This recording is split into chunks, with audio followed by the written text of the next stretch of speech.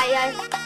কই গো, আমার ভাই বিয়ে করবে, বিয়ের পর বোর সাথে কিভাবে ব্যবহার করবে একটু কাজকর্মগুলো শিখিয়ে দাও তো।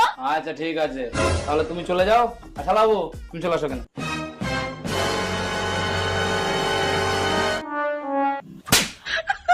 বাবু, তুমি বিনা দোষে মারলে কেন?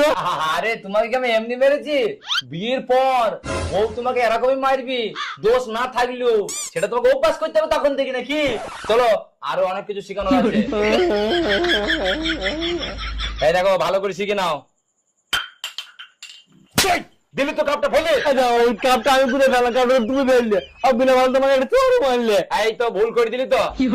বিয়ের পর যত দোষই বইয়ের থাকুক, বউকে দোষ দিলে হবে না, সব দোষ নিজের ওপর নিতে হবে।